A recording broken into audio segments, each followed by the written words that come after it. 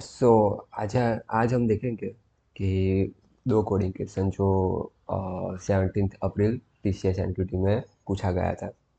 So if you solve both questions, then you can got interview for the TCS prime role. So today I will show two coding questions which I solved in my exams. Actually, I gave actually my exam is paid, not free. So I'll give that exams, and which is really very easy exams, and two coding questions which they asked. So let's solve that problem. So number one पे है find the maximum number of the given integer. सो उसमें आपको एक integer दिया गया होगा और वो integer n, and output is also you should to return in integer form, and the constraints about that limit of that constraint is 1 to 10 to the power 8, sorry 10 to the power 7. So आपको 10 to the power 7 तक number दिया गया होगा and उसमें से आपको maximum number find करना है. सो यहाँ पे दिया गया है एग्जाम्पल आउटपुट. सो उसमें ये इनपुट है और ये आउटपुट है. तो उसमें क्या दिया गया है कि एक नंबर है, तो इसमें से उसका डिजिट हमको उसका पोजीशन चेंज करके हमको मैक्सिमम नंबर बनाना है. ठीक है, तो वो कैसे बना सकते हैं.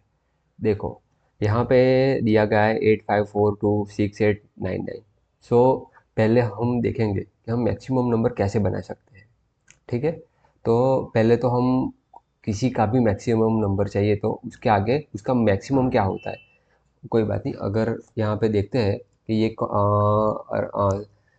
8 डिजिट का है. ठीक है, 8 डिजिट का है, तो 8 डिजिट में सबसे मैक्सिमम क्या कौन सी वैल्यू हो सकती है. तो ये वैल्यू मैं लिख रहा हूँ, ये सबसे मैक्सिमम नंबर है. बट हमको करना है कि ये नंबर गिवन है, उसमें से मैक्सिमम नंबर फाइंड करना है. ठीक है, तो हम क्या कर सकते हैं कि जो 9 है उसको हम पहले लेंगे, बाद में 8, फिर 6, फिर 7, फिर 6, फिर 5. उस हम 9 से 1 तक जाएंगे, उसमें से जो भी वैल्यू है वो हम लेंगे और हम वो प्रिंट करेंगे. प्रिंट नहीं करना है, पूरा इंटीजर करना है, तो हम एक इंटीजर में सब वैल्यू स्टोर करेंगे, बाद में हम उसको प्रिंट करेंगे. और एक चीज़ आपको ध्यान रखनी है कि उसका सारे टेस्ट केस हमको ध्यान में रखने हैं. ठीक है, तो सारे टेस्ट केस ध्यान में रखने के लिए एक ऐसा टेस्ट केस है, वो भी आपको मालूम कर देना चाहिए कि वो क्या हो सकता है. वो इनपुट एज ए ये दे सकते हैं. ठीक है, अब इसमें से हमको फाइंड करना है. तो मेजोरिटी लोग क्या करते हैं कि ये करते हैं. आपको दिखाता हूँ कि 5 5 और 2 1 0 0 0, बट ये रॉन्ग आंसर है. अगर ये लोग आपको एग्जाम्पल तक की नहीं नहीं देंगे तो आप 110% एक भी टेस्ट केस, मतलब 7 में से आप सिर्फ 3 या 4 ही टेस्ट केस पास कर सकते हो. ये आपको ध्यान में रखना है. उसका आउटपुट क्या हो सकता है मैं दिखाता हूँ. 5 5 और 2 1 0 0, उसका आउटपुट ये है. हमको जो पहले जीरो आते हैं उसको हमको काउंट में नहीं देना है, उसको हमको रिमूव कर लेना है. ठीक है, चलिए कोई बात नहीं. तो हम उसका पहले कोड कर लेते हैं, बाद में हम नेक्स्ट प्रॉब्लम की ओर बढ़ते हैं. ठीक है, तो चलिए कोड. ये मैंने एक C++ की फाइल बनाई है, तो हम उसमें कोड करेंगे. पहले हम उसको लाइब्रेरी दे देते हैं.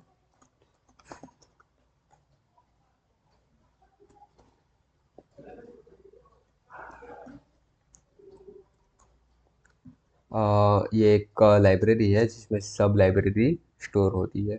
ये ओनली जब तुम ये लाइब्रेरी लिख देते हो तो किसी और लाइब्रेरी को ऐड करने की ज़रूरत नहीं रहती. तो ये आपको ध्यान रखना है. और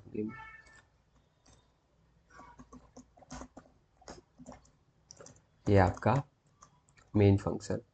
अब हमको क्या करना है कि ये यूज़र से एक इनपुट लेना है. ठीक है, तो हम इनपुट ले लेते हैं यूज़र से. बाद में हमको क्या करना है ये आपको दिया गया है. ठीक है, तो हम इसके बहुत सारे अप्रोच हो सकते हैं कि हम क्या कर सकते हैं कि इसको स्ट्रिंग में कन्वर्ट कर देते हैं, बाद में स्ट्रिंग में कन्वर्ट करने के बाद हम उसको सॉर्ट कर देते हैं, बाद में सॉर्ट कर देने के बाद हमको जो भी मिलता है उसको इंटीजर में कन्वर्ट करने के बाद उसको प्रिंट कर देते हैं। दूसरा क्या अप्रोच हो सकता है कि हम एक एरे लेते हैं, एरे या वेक्टर जो बोलते हो। तो वेक्टर में हम उसकी साइज़ फिक्स कर देते हैं, उसकी साइज़ अप टू 10 होगी। तो उसमें इंडेक्स क्या होगी 0 to 9, ठीक है। तो जब जब वो पर्टिकुलर डिजिट आएगा तो हम उसका काउंट बढ़ा देंगे। इनिशियली वो वेक्टर का क्या होगा, इनिशियली वैल्यू 0 होगी, ठीक है। नहीं नहीं, तो फिर कोई बात नहीं, हम उसका इंडेक्स बढ़ा देते हैं, बाद में हम 9 से स्टार्ट करेंगे उस वेक्टर में, और जितने भी वैल्यू 0 होगी तो हम आगे बढ़ जाएंगे, अगर नहीं होगी तो हम उसके एक एक माइनस करने के बाद वो डिजिट हम ऐड कर देंगे। कहाँ पे ऐड करना है, तो कि वो इंटीजर में ऐड करना है, ठीक है। तो हम दो अप्रोच पहले सॉल्व करेंगे। पहला अप्रोच वो स्ट्रिंग वाला है। स्ट्रिंग में क्या करेंगे कि इसको स्ट्रिंग में कन्वर्ट कर देते हैं, बाद में शॉर्ट कर देते हैं, ठीक है। और शॉर्ट करने के बाद हम उसको इंटीजर में कन्वर्ट कर देते हैं, ठीक है। तो चलिए हम पहले स्ट्रिंग वाले ऑप्शन को आगे बढ़ते हैं। तो हम पहले एक स्ट्रिंग बना देते हैं, वो स्ट्रिंग का नाम है एस, और उसको कन्वर्ट कर देते हैं एन में, मतलब ये कन्वर्ट हो गया स्ट्रिंग में, ठीक है। अब एक अगत्य की बहुत ही इम्पोर्टेंट थिंग्स है, वो आपको ध्यान में रखनी है, और वो क्या है, ये आपने दूसरे टेस्ट केस में देखा है क्या है कि यहाँ पे आगे जीरो है, तो यहाँ पे आगे हम जीरो उसके निकाल सकते हैं, कैसे मालूम है। तो पहले तो हम एक इंडेक्स ले लेते हैं, इंडेक्स जीरो, और इसकी साइज भी ले लेते हैं, ठीक है।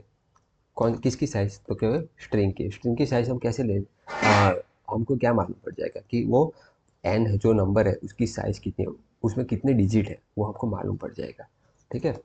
तो कोई बात नहीं, ये चल रहा है, ठीक है, कोई बात नहीं। ओके, तब हम ओके, तो हम स्ट्रिंग में ओके, हम अब ये देखते हैं कि ये जो दूसरा टेस्ट केस है उसमें ये जीरो निकाला है, तो हम कैसे निकाल सकते हैं। तो यहाँ पे S of I is equals to, if is it a zero, then you should just erase it. How do you can erase it? तो S dot E R A ऐसी इरेज कौन सा, तो कि आयथ इंडेक्स, ठीक है। Ith index का हमको यहाँ पे आई लेना है, मैंने ओके हो गया। बाद में हमको क्या मिलेगा, स्ट्रिंग में कौन सी वैल्यू मिलेगी, स्ट्रिंग में अब हमको ये वैल्यू मिलेगी, और यहाँ पे कोई जीरो नहीं है तो ये पूरी वैल्यू मिलेगी, ठीक है। और सब चलिए तो अब देखते हैं, अब हम क्या करेंगे, अब हम सॉर्ट ही कर देंगे, ठीक है। तो हम सॉर्ट, यहाँ पे एक फंक्शन होता है, उसको उसकी मदद से हम सॉर्ट कर देंगे, ठीक है। अब क्या करते हैं, अब हम एक इंटीजर देते हैं, और उसमें से आंसर हम ये आउटपुट में लाएंगे, ये आंसर जो है वो उसका आउटपुट करेंगे। अब हम एक फॉर लूप यूज़ करेंगे, फॉर लूप में क्या करेंगे, तो कि उसकी जो मैक्सिमम वैल्यू है, तो कि किसकी, तो कि इसकी, इसको हम यहाँ रख देते हैं, ठीक है। और साइज -1, मतलब वो एंड से स्टार्ट होगा। अगर हम सॉर्ट करेंगे तो मिनिमम वैल्यू पहले आएगी और मैक्सिमम वैल्यू लास्ट में आएगी, तो हम लास्ट लास्ट से शुरू करते हैं, और कहाँ तक जाएंगे, अब टू जीरो तक जाएंगे। और चलिए अब इसमें ऐड कर देते हैं सारी वैल्यू, कि S of I minus O, मतलब ये किस में कन्वर्ट हो गया है, माइनस ओ का मतलब है वो इंटीजर में कन्वर्ट हो गया है, ठीक है। ओके, यहाँ तक था सारा प्रोग्राम, और हम ये हमारा फाइनल आंसर है, ठीक है। अब हम इसको आउटपुट कराते, देखते हैं कि क्या आता है एक्जैक्टली। अगर हम इसको करें प्रिंट, तो उसका आउटपुट आना चाहिए नीचे वाली वैल्यू, ओके 51, मतलब हम कहीं गड़बड़ कर रहे हैं। ओके, आपको मालूम पड़ा हम क्या कर रहे थे, यहाँ पे हमको क्या करना है, आंसर इंटू 10 प्लस करना है, ठीक है। आंसर इंटू 10 मतलब क्या करते हैं कि अगर आंसर इजिकल उसकी वैल्यू 1 है और उसको हम 1 ऐड करना है पीछे से, तो क्या कर सकते हैं हम, 1 करेंगे तो 2 हो जाएगा, बट ऐसा नहीं, हम 1 × 10 मतलब 10 + 1 मतलब 11 हो गया ना, 11। ठीक है, चलिए अब करके देखते हैं। अरे, अब देखो ये हमारा आ गया आउटपुट, और ये हमारे प्रॉब्लम सॉल्व सक्सेसफुली। अब हम देखते हैं कि वो जीरो वाला जो टेस्ट केस है वो हमको ध्यान में रख के करना होगा, तो उसका भी हम कर लेते हैं। ये आ गया, ठीक है। अगर ये सब आप ध्यान में रखेंगे तो 110% आप सॉल्व कर ही पाओगे। मैंने कितनी जल्दी सॉल्व कर दिया। और उसके एक अप्रोच नहीं है, काफ़ी सारे अप्रोच है। मैंने आपको आपको बताया कि वो एरे से भी कर सकते हैं। ठीक है, तो आप आपके मन में कोई भी आया अप्रोच आप सॉल्व कर देना, सिर्फ मेन पर्पस है कि सॉल्व करना है। क्योंकि यहाँ पे कोई आपको कंस्ट्रेंट और कोई ऑप्टिमल सॉल्यूशन नहीं देखेगा, क्योंकि वहाँ पे क्या होता है कि उसके आईडी काफ़ी, उसका कंपाइलर भी काफ़ी वीक होता है। आप करेंगे तब 10 सेकंड 20 सेकंड के बाद वो रन होगा।